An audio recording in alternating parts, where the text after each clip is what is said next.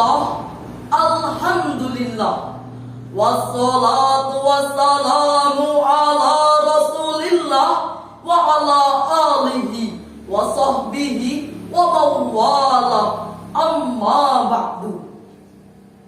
Segenap Dewan Hakim yang arif dan bijaksana, hadirin sebangsa dan setanah air yang kami banggakan. Merah putih indah berkibar, menunjukkan kuatnya perjuangan bangsa. Hadirin semua, apa kabar? Apakah sehat semuanya?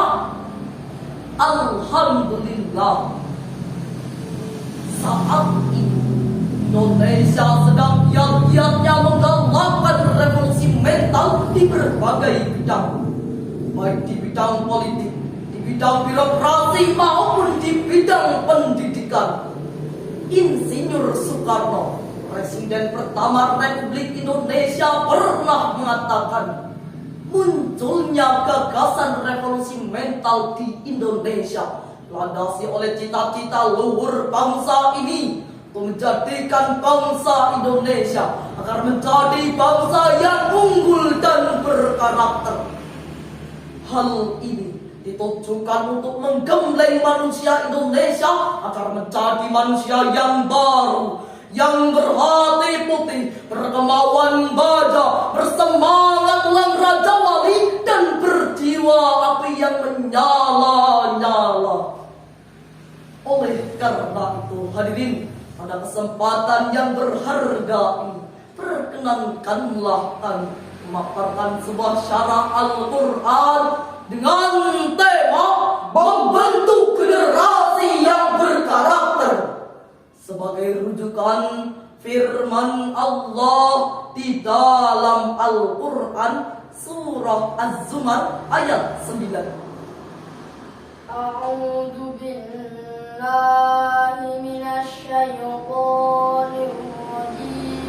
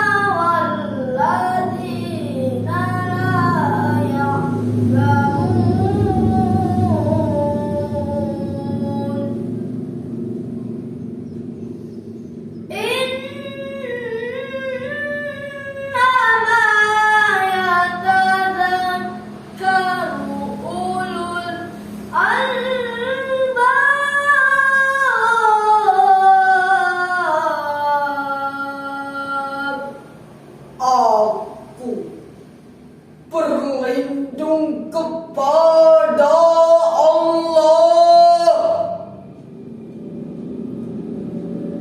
dari godaan setan yang terkutuk.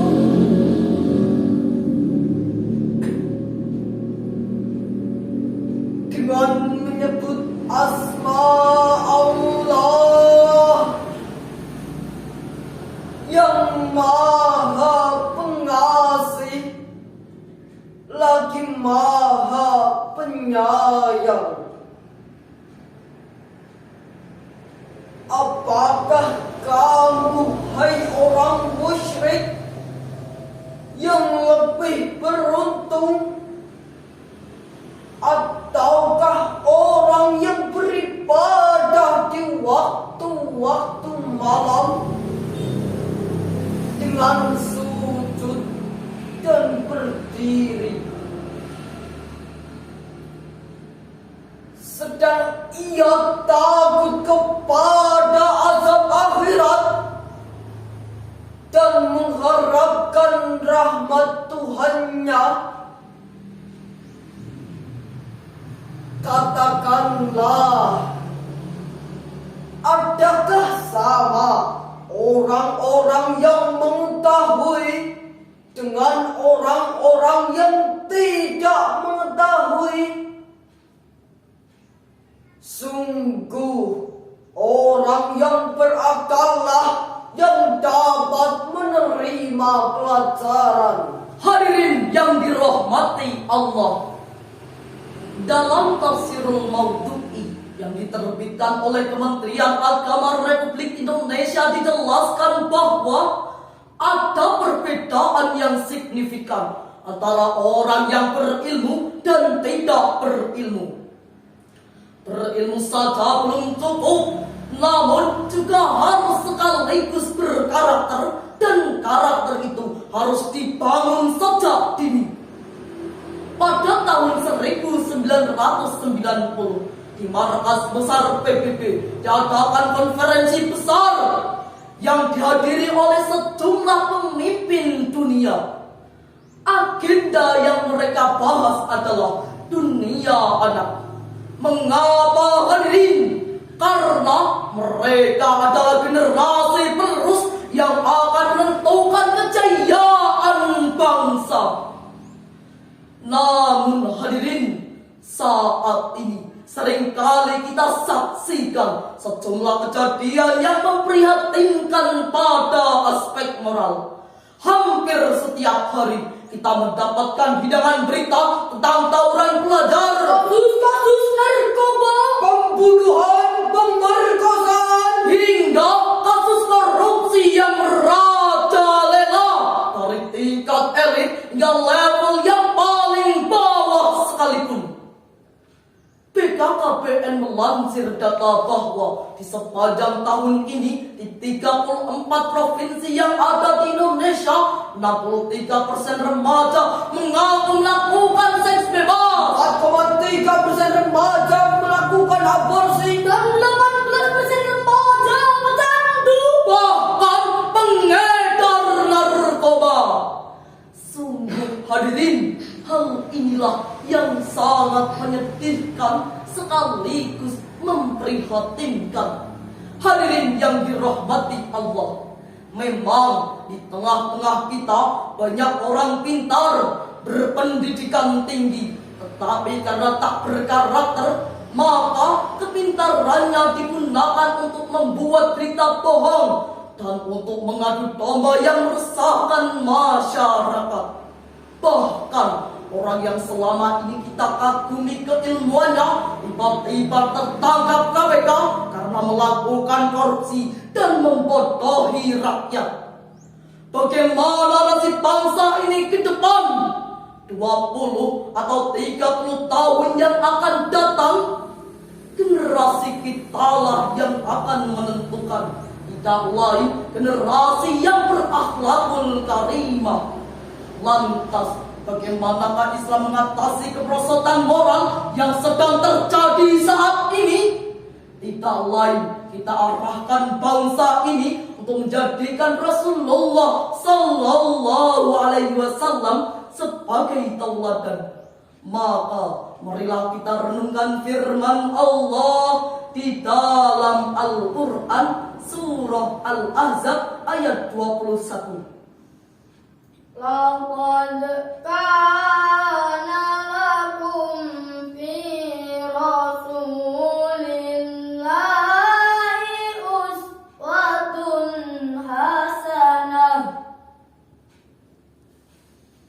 لمن كان يرجو الله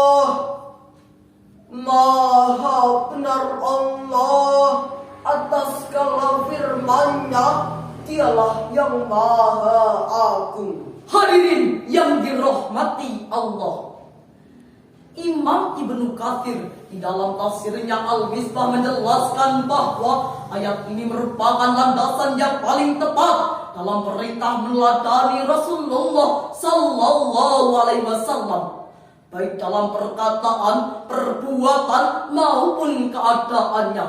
Hadirin rahimakumullah, ada beberapa hal yang harus kita lakukan dalam membentuk generasi yang berkarakter di negeri ini dengan cara sebagai berikut.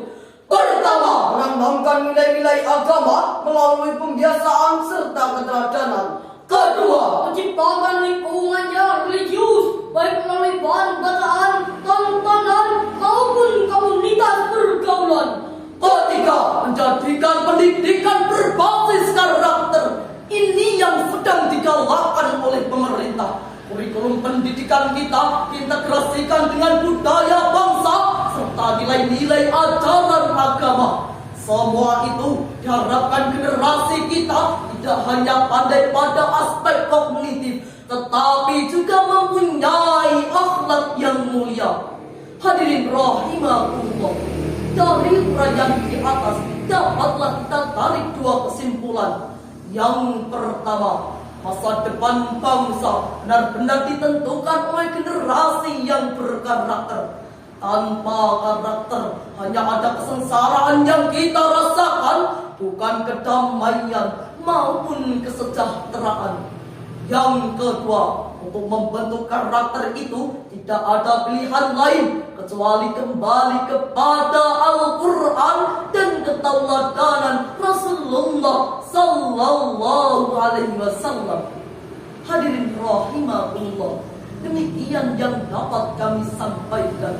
Semoga bermanfaat. Wallahul muwaffiq ila